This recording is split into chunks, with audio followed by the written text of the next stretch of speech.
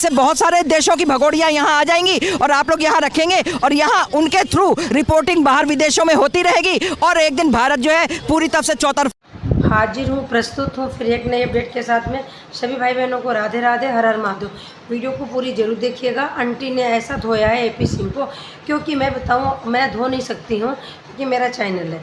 मैं आंटी को सुनाऊंगी, दिखाऊंगी कि आंटी जी ने कितना अच्छा धोया है एपी सिंह को। ऐसे अगर सुप्रीम कोर्ट का वकील हो और उसकी इतनी अच्छी इज्जत हो रही हो, इतनी अच्छी बेइज्जती हो रही हो, तो हमें तो लगता है कि एक लेबर ही बढ़िया है, एक मजदूर बढ़िया है इससे अच्छा। तो भाई बहुत अच्छे से उनकी धुलाई की है और सबकी नज़र है एपी सिंह पर और सीमा हैदर पे और सचिन के परिवार पे। क्यों आखिरकार सीमा हैदर जो रोज़ वीडियो बनाती थी अपने बड़े चैनलों पे क्यों नहीं आ रही है, भारत के लिए क्यों कुछ नहीं बोल रही है, जबकि 22 तारीख को झंडा तिरंगा फहराने की कोई ज़रूरत नहीं थी, कोई आवश्यकता नहीं थी। तब ये महिला झंडा फहरा रही थी, भारत देश को अच्छा बता रही थी। और जब ये वाला कांड हो जाता है उसके बाद में बिल में घुस जाती है, तो इसको कोई डर नहीं, कोई भय नहीं। सीमा हैदर को पाकिस्तान नहीं भेजा गया, सीमा हैदर सेफ है, सीमा हैदर के लिए सिक्योरिटी है। और जो बताया था हमला हुआ, कोई हमला भी नहीं हुआ था, वो भी एक इनकी चाल थी। मतलब जो ये लोग चाहते हैं वही होता है, जो ये लोग करना चाहते हैं वही होता है। तो भाई ये तो एक सेलिब्रिटी से कम ही नहीं है और हम तो इनके वही रह गए नौकर चाकर, ये मान के चलो, बाकी तो हम कुछ भी नहीं है। तो अब सीमा हैदर पे और एपी सिंह पे नज़र बनी हुई है, भारत सरकार की भी नज़र बनी हुई है। सीमा हैदर को डिपोर्ट होना है, 100% डिपोर्ट होना है। एक नहीं बच्चा बच्चा बोलता है, जैसे कि बहुत बड़े बड़े वकीलों से बात होती है, सुप्रीम कोर्ट के वकीलों से बात होती है, तो वो यही कहते हैं कि इसको तो जाना ही पड़ेगा, क्योंकि ये शादी भी इसकी मान्य नहीं है, क्योंकि अलीगल तरीके से आई है। अगर ये वीज़ा लेके आती, शादी करती, तो एक बार को इसकी शादी मान्य होती। और दूसरी बात, पहले पति से तलाक हो गया होगा, तो ना तो इसका पहले पति से तलाक हुआ था, ना ये वीज़ा लेके आई थी, ये घुसपैठी है। इस पर एक केस चल रहा है और केस भी बहुत जल्दी ख़त्म हो जाएगा, क्योंकि जैसे सीमा हैदर कर्म कर रही हैं, तो शायद हमारे वकील जिन्होंने पराशर सर ने जिन्होंने सीमा हैदर की बेल कराई थी, तो वो कुछ ना कुछ जरूर करेंगे। तो पहले तो देखिएगा एक आंटी जी की है क्लिप, उसके बाद हम बढ़ते हैं आगे। ये पूछना चाहती हूँ कि जितने जो है मुस्लिम यहाँ पे महिलाएं थी, जो यहाँ की बेटियाँ थी, और अभी जो है जब 48 घंटे का टाइम दिया गया था, तो वो अपने नन्हे नन्हे बच्चे भी यहाँ पे छोड़ करके पाकिस्तान गई है और कुछ जो है बॉर्डर पे पहुँची और तब तक में उधर का पाकिस्तान का बॉर्डर जो है उन्होंने बंद कर दिया, तो वो वापस अभी अपने हिंदुस्तान के ही बॉर्डर पर रुकी हुई हैं। आप ये बता दो फिर कि वो तो भारत की बेटियाँ थी, शादी पाकिस्तान में हुई थी, इसलिए उनको पाकिस्तान जाना ज़रूरी था। लेकिन जो पाकिस्तान से और बिना वीज़ा, और वो लोग तो जो हमारे भारत की बेटियां थी मुस्लिम महिलाएं, वो तो वीज़ा पासपोर्ट के उससे आई थी ना, है, और हमेशा आती रही होंगी अपने माँ बापों को मिलने के लिए। जब तक शादी नहीं हुई थी तब तक यही थी, जब शादी भी तो मिलने के लिए आती रही होंगी। तो आप ये बता दो, वो गई, ये तो भगोड़ी थी जी, बिना 4-4 जो है बॉर्डर क्रॉस करके 4-4 बच्चे ले करके ये हिंदुस्तान के अंदर जो है मतलब आप ये सोचिए एक डकैत की तरह से, चोर की तरह से जो है घुस करके आई वाया नेपाल, क्योंकि नेपाल बॉर्डर से फिर जो है आराम से आदमी अंदर आ जा सकता है। तो ये इसके ऊपर क्यों नहीं एक्शन हो रहा है, इसको क्यों नहीं वो करा जा रहा है? मान लो इसने एक बच्ची को, ये इसके हिसाब से और एपी सिंह के हिसाब से एक बच्ची को इसने जन्म दिया है, तो वो जैसे औरों के बच्चे भारत में रोके गए, छोटे नन्हे बच्चे, जबकि नन्हे बच्चे माओ को दे देना चाहिए था। बहुत सारे जो मैं आज वीडियो देख रही थी कि बच्चे जो है माँ के बिना जो है वो मतलब बीमार भी हो गए हैं, तो वो बच्चा माँ से, दुधमुहा बच्चा हो, चाहे 1 साल का चाहे 2 साल का हो, वो जो है माँ से नहीं छूटना चाहिए। तो इसी तरह सीमा हैदर को भी बोलो कि इसको यहाँ से डिकोड करो। ये सरकार ने कह दिया कि वापस जाना पड़ेगा सबको, तो लेकिन एपी सिंह फिर बीच में आके क्यों रोक रहे हैं इसे? क्यों सरकार से बड़े हो गए एपी सिंह?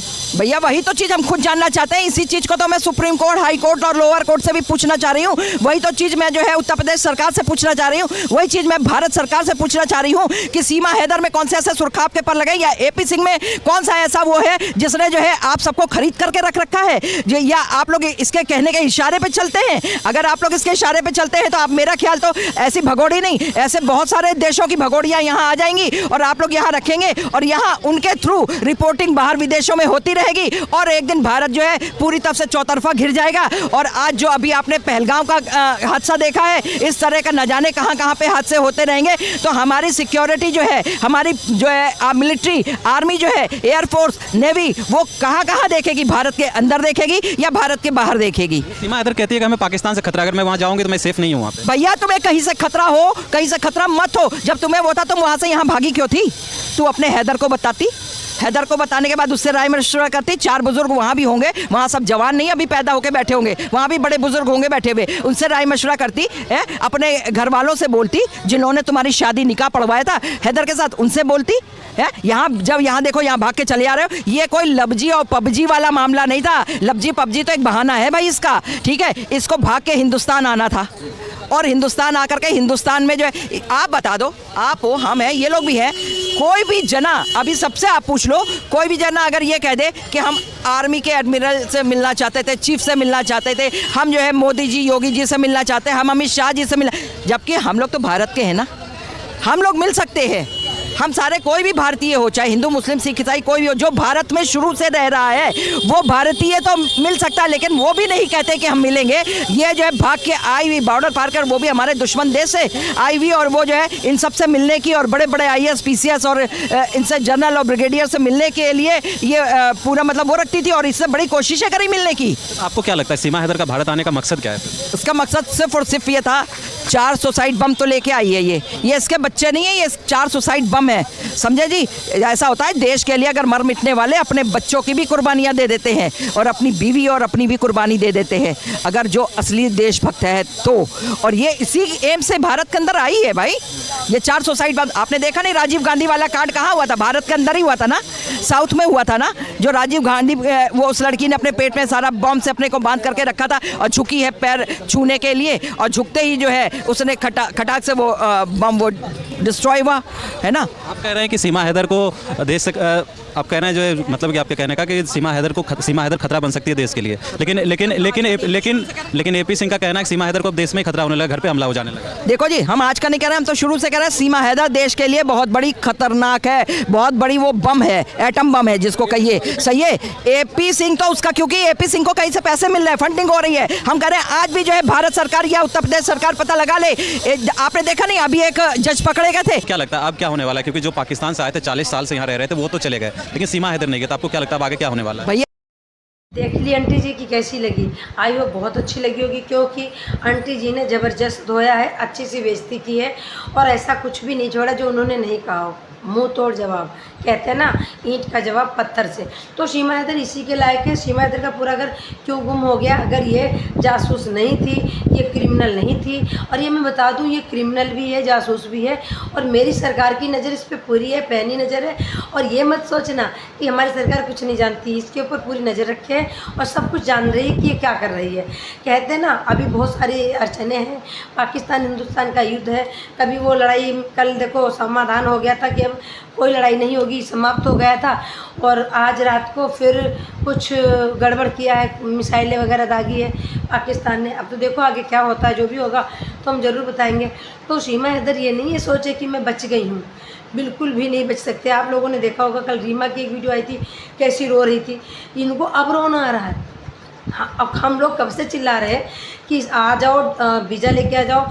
लाखों के तादाद में हमारे भारत में पाकिस्तानी निकले हैं जो वीज़ा लेके आए थे। एक गुलाम हैदर ऐसे थे जिनको वीज़ा नहीं मिल रहा था, एक रीमा ऐसी थी जिसको वीज़ा नहीं मिल रहा था, और सीमा आती है तो धड़ल्ले से मुजरा करती, वो आती है पूरा नकाब बांध के आती है, तो क्या ही पता कौन है वो, रीमा है या कोई और है। इनकी सबकी चाल है ये बहुत बड़ी, और ये चाल में कामयाब तो नहीं होंगे, फंसेंगे ज़रूर।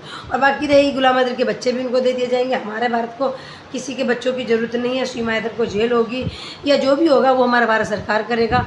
हम तो बस अपडेट देते हैं आप लोगों को और आपसे पूछते हैं कि आपको अपडेट कैसी लगी और आपकी राय क्या है। तो मेरे भाई वीडियो कैसी लगी ज़रूर कमेंट करके बताइएगा, वीडियो को ज़्यादा शेयर कीजिएगा। फिर मिलते हैं नेक्स्ट अपडेट में, तब तक ले राधे राधे, हर हर महादेव। बाकी सीमा हैदर ने ना तो झंडा लहराया, ना पाकिस्तान मुर्दाबाद बोला, ना भारत को जिंदाबाद बोला, ना भारत के लिए कुछ कहा, ना हमारे भारत की शेरनी जो बेटियां 2 गई थी, जो सिंदूर का बदला लेके आई हैं, ना उस पर कुछ कहा। उसके लिए आपकी क्या राय है कमेंट करके ज़रूर बताइएगा। सीमा हैदर आखिरकार क्या चाहती है और उसका मकसद क्या है, सब कमेंट में बताइएगा, क्योंकि हम आपका कमेंट का इंतज़ार करेंगे, फिर हम आपको ज़रूर जवाब देंगे। तो वंदे मातरम, राधे राधे, हर